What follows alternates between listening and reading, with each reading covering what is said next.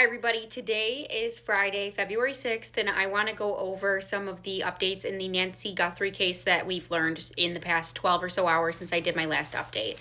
Now, let's talk about Ashley Banfield's show from last night. Her show is called Drop Dead Serious, and she is the journalist who dropped some of the explosive information from a, quote, ironclad source in law enforcement who said that, allegedly, that the son-in-law may be the prime suspect now.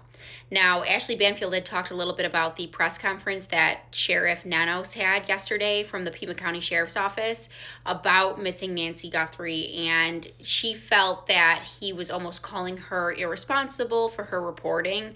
But Ashley Banfield stands by this reporting. She says that her source is impeccable and that she has checked in with this source for the past 3 days and that nothing has changed. And that this source said, quote, sometimes when you are taking pot shots, you are on the right target. She also talked about when one of the journalists had asked Sheriff Nanos who dropped Nancy off the night of Saturday, January 31st, and Sheriff Nanos had stepped in because they were talking to the FBI at first, and he said, quote, family, let's just say family. And Ashley Banfield had talked about the fact that Sheriff Nanos had originally confirmed to the New York Times on Monday that Tommaso, Nancy's son-in-law, had dropped her off that night.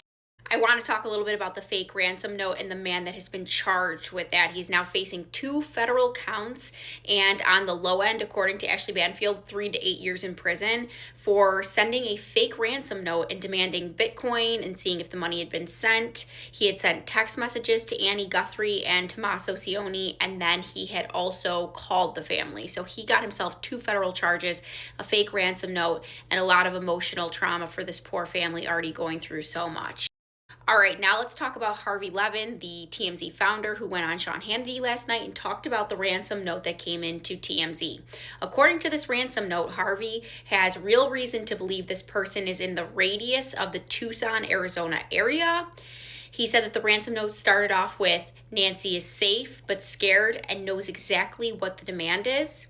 He said that the ransom note stated that their only communication will be that ransom note and that there will be no negotiations or any further communications. TMZ had said that the ransom note had a dollar demand and a quote, or else. He also said that the ransom note detailed things that Nancy was wearing and damage to the house that would show the validity of the person producing this ransom letter. Be sure to follow me, keep up with my page. We can use this as a case discussion, this post, and I will keep you guys updated along the way. We need to bring Nancy home safe. We need to get eyes on this case, and my heart is just broken for the Guthrie family. I can't stop praying for them and thinking about this case. It's keeping me up at night. So